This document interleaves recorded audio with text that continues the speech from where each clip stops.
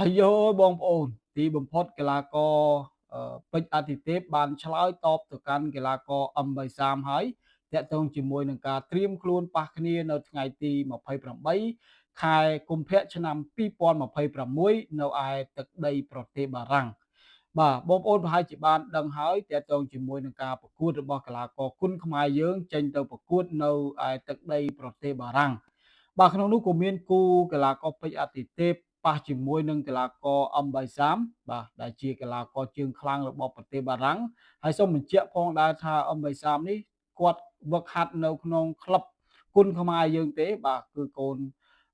សិស្សរបស់លោកគ្រូក្មេងសៀងហៃបាទហើយយើងឃើញថាគាត់បណ្ដុះបណ្ដាល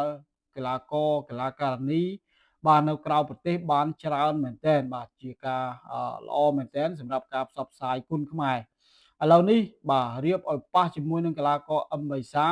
ហើយជាមួយនឹងកីឡាករពេជ្រអាទិទេពតែម្ដងបងប្អូនបាទហើយ M33 នេះគេធ្លាប់មកប្រកួតនៅទឹកដីកម្ពុជាយើងគេធ្លាប់ប៉ះជាមួយនឹងកីឡាករវ៉ាន់វឿនគេធ្លាប់ប៉ះជាមួយនឹងកីឡាករហាន់ពីបាទគេធ្លាប់ឈ្នះកីឡាករហាន់ពីហើយគេធ្លាប់ស្មើពិន្ទុជាមួយនឹងកីឡាករវ៉ាន់វឿនបាទខណៈដែលវ៉ាន់វឿនប៉ះជាមួយនឹងកីឡាករពេជ្រអាទិទេពស្ពៃបាទហើយហាន់ពីប៉ះជាមួយនឹងកីឡាករអាទិទេពបាទគឺគាត់ឈ្នះកីឡាករអាទិទេពតែទៅពេលប៉ះជាមួយនឹងកីឡាករអឺ M33 គាត់ចាញ់ពិន្ទុកីឡាករ M33 ជាមើលថាតើកីឡាករអឺពេជ្រអាទិទេពប៉ះជាមួយនឹងកីឡាករ M33 ទៅជាយ៉ាងណាបាទគាត់ថាឲ្យកីឡាករពេជ្រអាទិទេពត្រៀមខ្លួនផងបាទកុំបខំធ្វើការប្រកួតច្រើនពេកបាទទុកកម្លាំងទុកធម្មពលប៉ះជាមួយនឹងគាត់នៅថ្ងៃទី28ខែកុម្ភៈឆ្នាំ2026ខាងមុខនេះបាទអញ្ចឹងនេះគឺជាការ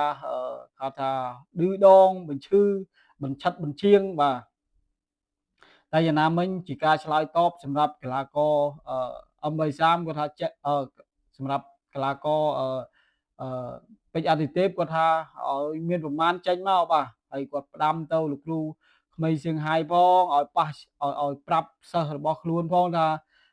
ទុកខ្សែក្រវ៉ាត់ឲ្យស្រួលបាទខ្សែក្រវ៉ាត់ហ្នឹងស្រួលមិនស្រួលគាត់យកមកទឹកដីកម្ពុជាហើយបាទសម្រាប់កីឡាករពេជ្រអាទិទេពបងប្អូនដឹងហើយបាទសម្រាប់កីឡាករពេជ្រអាទិទេពគាត់តែងតែប្រកួតបាទអស់ពីសមត្ថភាពចាញ់ឈ្នះគឺល្អមើលបាទទោះបីចាញ់ទោះបីឈ្នះខ្ញុំជឿថាអ្នកគ្រប់គ្រងគឺមិនជាធ្វើការស្ដីបន្ទោសដល់កីឡាករដែលវាយអស់ពីសមត្ថភាពទេខ្លាចតែកីឡាករដែលទៅញប់វាយចាញ់ស្រាប់គេបាទអត់ចេញអាវុធគិតថាពីរត់បាទដល់អឺហើយបានចេញមុខសុំទោសអាហ្នឹងបានអ្នកគ្រប់គ្រងរិះគន់ច្រើនប៉ុន្តែបើសិនជាការប្រកួតអស់ពីសមត្ថភាពអ្នក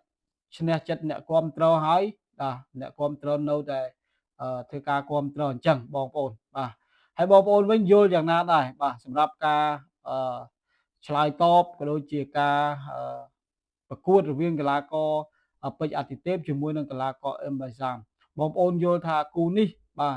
តើពេជ្រអាទិទេពយើងមានភាគរយប្រមាណភាគរយដែលអាចនឹងទទួលបានជ័យជំនះនៅក្នុងការប្រកួតជាមួយនឹងកីឡាករ M33 ខណៈដែល M33 គេសង្ឃឹម100%បងប្អូនបាទគេថានឹងធ្វើការប្រកួតហើយគេអត់ចង់ឲ្យកីឡាករពេជ្រអាទិទេពសន្លប់លឿនទេបាទមែនតើទៅគេអត់ចង់ឲ្យសន្លប់លឿនពេកទេលក្ខណៈគេវាយចង់ប្រោះចង់វាយឲ្យល្អមើលឲ្យកម្មវិធីនោះគឺថាកក្រើកដោយសារតែរូបគេជាមួយនឹងកីឡាករពេជ្រអាទិទេពណាបាទអញ្ចឹងមានន័យថាគូនេះបាទអាទិទេពស្រួលមិនស្រួលអាចសន្លប់របស់កីឡាករ M33 ព្រោះ M33 គាត់អត់ចង់ឲ្យពេជ្រអាទិទេពសន្លប់លឿនពេកទេបាទគាត់ថាវឹកហាត់ផងហើយធ្វើការកុំធ្វើការប្រកួតច្រើនពេកបាទទុកកម្លាំងកាយសម្បទាទុកប្រកួតជាមួយគាត់ហើយបងប្អូនចូលរួមមតិយោបល់ម្នាក់មួយបាទហើយសូមបញ្ជាក់ផងដែរថាការចេញទៅប្រកួតសម្រាប់កីឡាករកម្ពុជាយើងនឹងចេញទៅនៅថ្ងៃទី23បាទហើយធ្វើការប្រកួតនៅថ្ងៃទី28បងប្អូនបាទ28ខែ2អញ្ចឹងអាចថាប្រកួតពេលយប់អញ្ចឹងអាចឆ្លងថ្ងៃបងប្អូនបាទឆ្លងចូលថ្ងៃ1ខែ3បាទព្រោះ ខែ2ខែកុម្ភៈនេះគឺយើងចប់ហៅថាដាច់ខែថ្ងៃទី28អញ្ចឹងបើសិនជាប្រកួតពេលយប់អាចចូលដល់ឆ្លងថ្ងៃចូលដល់ថ្ងៃ1បងប្អូនបាទអញ្ចឹងម៉ោង1យប់ថ្ងៃទី1ខែ3បាទអញ្ចឹងអាចថាពិបាកក្នុងការរងចាំទស្សនាមែនទែនហើយសម្រាប់ការប្រកួតនេះព្រោះនៅខ្មែរយើងអាចថាចន្លោះម៉ោង11 12ម៉ោង1អីហ្នឹងបាទអញ្ចឹងអាចថាអត់មានអ្នកគ្រប់គ្រងអីមើលច្រើនទេតែយ៉ាងណាមិញក៏ជូនពរឲ្យការប្រកួតនេះបាទកីឡាករកម្ពុជាយើងចេញទៅប្រកួតឈ្នះទាំងអស់តែម្ដងហើយបើអាចផ្ដួលដៃគូឲ្យបោះបង់ការប្រកួតទាំងអស់គ្នាតែម្ដងរឹតតែល្អបងប្អូនព្រោះជាការចេញទៅនេះគឺជាការផ្សព្វផ្សាយគុណខ្មែរយើងឲ្យពិភពលោកកាន់តែស្គាល់អំពីគុណខ្មែរយើងតែម្ដងបាទអញ្ចឹងវីដេអូនេះសូមបញ្ចប់តែប៉ុណ្ណេះសូមអរគុណសូមជម្រាបលា